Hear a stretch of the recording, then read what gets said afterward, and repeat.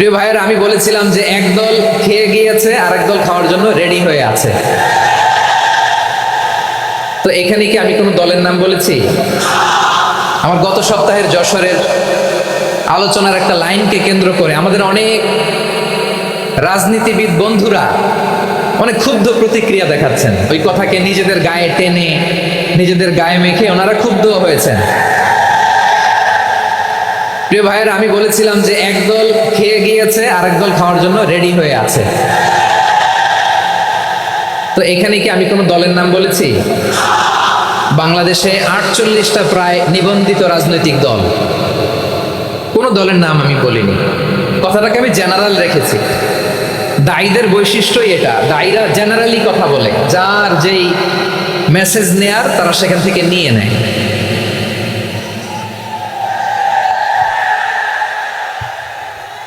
তো কোন দল এটা নিয়ে কোনো কথা বলল না। আপনারা এটাকে নিজের গায়ে যে মাখালেন, এটা ঠিক হয়নি। আমি বলবো যে এটা খুবই অনভিপ্রেত হয়েছে। কোনো দলকে টার্গেট করে বা কোনো দলের পক্ষে আমরা কখনো কথা বলি না। আমরা কোরআনের পক্ষে কথা বলি, ইসলামের পক্ষে কথা বলি, ঠিক কিনা বলেন? সো একটা জেনারেল কথাকে যদি আমার রাজনীতিবিদ বন্ধুরা নিজেদের গায়ে মাখেন, ক্ষুব্ধ প্রতিক্রিয়া জানান, এতে করে সাধারণ জনগণের কাছে একটা নেগেটিভ মেসেজ যাবে ওনাদের ব্যাপারে।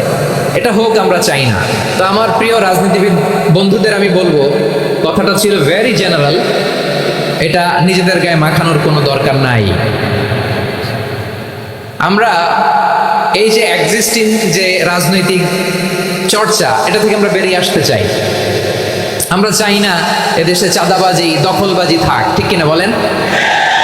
এদেশে কোনো দুর্নীতি থাক, টেন্ডারবাজি থাক, এগুলো আমরা চাই।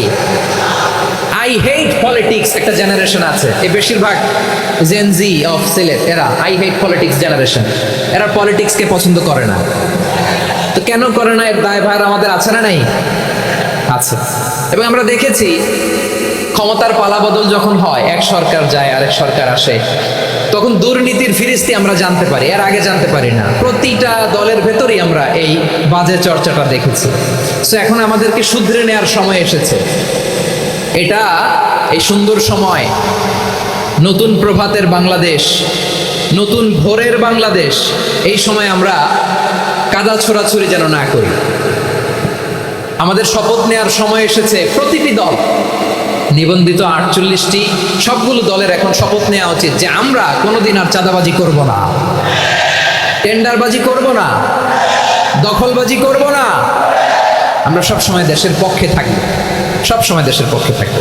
সেই কথাগুলো ছিল ভেরি জেনারেল। যে কথাগুলো আমরা জেনারেলি বলি, এগুলো জেনারেলি আপনারা নেবেন। আমার রাজনীতিবিদ বন্ধুদের কাছে এটাই আমার কামনা।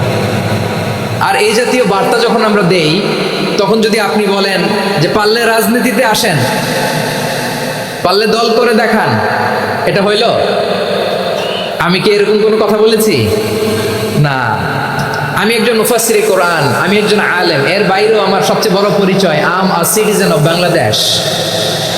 আমি বাংলাদেশের একজন সাধারণ নাগরিক। আমার দেশের যে কোনো সমস্যা, যে কোনো ইনকনসিস্টেন্সি, অসঙ্গতি নিয়ে মত প্রকাশের স্বাধীনতা আমার আছে না নাই? আপনারাই তো বাক স্বাধীনতার কথা বলেন, ফ্রিডম অফ স্পিচের কথা বলেন, বাক স্বাধীনতার কথা বলেন। আপনারাই যদি আবার কোনো মন্তব্যের কারণে বলেন যে রাজনীতির মাঠে আসেন, দল করেন, দেখি কতটুকু পারেন, এটা ঠিক হবে না। তাই প্রিয় ভাইয়ের, আসুন আমরা দল মত নির্বিশেষে কাঁধে কাঁধ মিলিয়ে সোনার বাংলাদেশ গড়ি, দুর্নীতিমুক্ত বাংলাদেশ গড়ি। যে বাংলাদেশের জন্য রক্ত দিয়েছে আবু সাইদ, যে নতুন ভোরের বাংলাদেশের জন্য রক্ত দিয়েছে মুগ্ধরা, যে নতুন বাংলাদেশের জন্য রক্ত ঝরিয়েছে 24-এর যে গণ অভ্যুত্থানের প্রত্যেকটি শহীদের আওয়াজ করে বলেন ঠিক কিনা? আল্লাহ তাআলা আমার দেশকে তুমি নিরাপদ করো, শান্তিময় করো। আমরা যেন স্বাধীন, সার্বভৌম বাংলাদেশে মাথা উঁচু করে বিশ্ব দরবারে দাঁড়াতে পারি। আল্লাহ তুমি তৌফিক দান করো।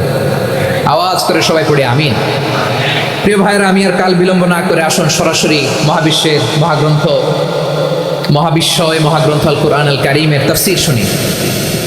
আমি আজকের এই চমৎকার রজনীতে আলোচনা করবার জন্য সূরাতুল আহজাবের 45-46 এই দুটি আয়াতকে চুজ করেছি। এ দুটি আয়াতের আলোকে কিছু কথা আপনাদের সাথে শেয়ার করবো। আওয়াজ করে পড়ুন ইনশাআল্লাহ। তার আগে আসুন একটু দেখে নিই আপনারা কে কোথা থেকে এসেছেন। আপনারা সুনামগঞ্জ জেলা থেকে কারা কারা এসেছেন দেখি। সুনামগঞ্জ, মাশাআল্লাহ মাশাআল্লাহ মাশাআল্লাহ, ঠিক আছে হাত নামাও। সুনামগঞ্জ গেল। হবিগঞ্জ, হবিগঞ্জ, ঠিক আছে হাত নামাও। মৌলভীবাজার দেখি, মৌলভীবাজার,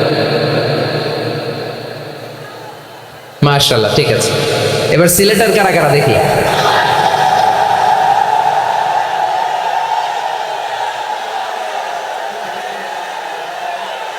মাশাআল্লাহ মাশাআল্লাহ, বক্কা বক্কা, ঠিক আছে ঠিক আছে, মাশাআল্লাহ মাশাআল্লাহ, I like it, I love it, মাশাআল্লাহ। সুনামগঞ্জ, হবিগঞ্জ, মৌলভীবাজার, সিলেট। সিলেটের এই 4 জেলার বাইরে থেকে কারা কারা আসছেন দেখি। মাশাআল্লাহ, অন্যান্য অনেক জায়গা থেকে আমার বাইরে এসেছে। মাশাআল্লাহ, আল্লাহ সবাইকে কবুল করুক। আজকের এই প্রোগ্রামকে, এই তাফসীরুল কোরআন মাহফিলকে আমাদের নাজাতের ওয়াসিলা বানায়।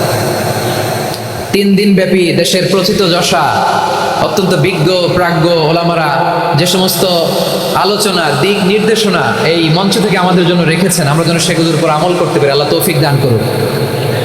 প্রিয় ভাইয়েরা, বড় গ্যাদারিং, অনেক বড় শোডাউন, জনপ্রিয়তা, এগুলো আমাদের উদ্দেশ্য না। আমাদের উদ্দেশ্য হচ্ছে আল্লাহর সন্তুষ্টি। সিলেট, আওয়াজ করে বলো, আমাদের উদ্দেশ্য কার সন্তুষ্টি? আল্লাহর সন্তুষ্টি। ওইটা যদি পাই যথেষ্ট, আলহামদুলিল্লাহ আলহামদুলিল্লাহ। আসুন আমরা আমাদের নিয়তকে খালেস করে নেই। আমরা যা শুনবো আমলের নিয়তে শুনবো, নিজের জীবনকে পরিবর্তনের জন্য শুনবো, ঠিক কিনা বলেন? ইনশাআল্লাহ। আমি মেহরবানি করে এই যে ডান দিকে আমার ভাইদেরকে অনুরোধ করব, আপনারা মেহরবানি করে চুপ থাকবেন। অনেক এলইডি আছে, এলইডি, হ্যাঁ দেখেছি দেখেছি দেখেছি দেখেছি। কোনো এক্সকিউজ দেওয়া যাবে না, এটা নাই ওইটা নাই, এরকম কোনো কথা হবে না। এলইডিতে আমরা দেখবো ইনশাআল্লাহ। প্রিয় ভাইরা, সূরাতুল আহজাবের 45 এবং 46 নম্বর আয়াত আমি তেলাওয়াত করেছি, যেখানে আল্লাহ তাআলা বিশ্বনবীর 5টি বৈশিষ্ট্যের কথা বলেছেন। কয়টি? সবাই বলুন আওয়াজ করে, কয়টি? 5টি বৈশিষ্ট্যের কথা আল্লাহ তাআলা এই আয়াত দুটিতে উল্লেখ করেছেন। বিশ্বনবী সাল্লাল্লাহু আলাইহি ওয়াসাল্লামের জীবনী, ওনার বায়োগ্রাফি নিয়ে কথা বলাটা দুষ্কর, কারণ এটার কোনো শেষ নাই, কুল নাই, কিনারা নাই, বিয়ন্ডলেস, বাউন্ডলেস, বটমলেস। সুবহানাল্লাহ বলেন। কারণ তিনি তো এমন নবী যিনি হ্যাঁ বললে এটা শরীয়তে হালাল হয়ে যায়। নবীর মুখ দিয়ে যদি বের হয় হ্যাঁ, নাম, ইয়েস, তাহলে এটা হালাল, ঠিক কিনা বলেন? এই নবীর মুখ দিয়ে যদি না বের হয় যে না, নো, তাহলে এটা শরীয়তে হারাম হয়ে যায়। কেমন নবী আমরা পেয়েছি, যিনি হ্যাঁ বললে হালাল, না বললে হারাম, যিনি সাব্বাবা, এই আঙ্গুলি উপরের দিকে উঁচু করলে চাঁদ ভেঙে 2 টুকরা হয়ে যায়, যে নবী জমিন থেকে পা উঁচু করলে আল্লাহর আরশে মেরাজে চলে যায়।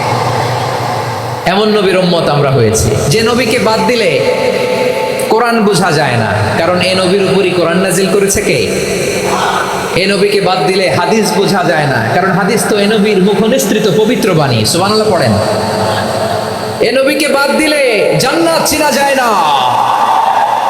কারণ জান্নাত তিনি চাক্ষুষ দেখে এসে আমাদেরকে মেরাজ শেষে বর্ণনা করে শুনিয়েছেন।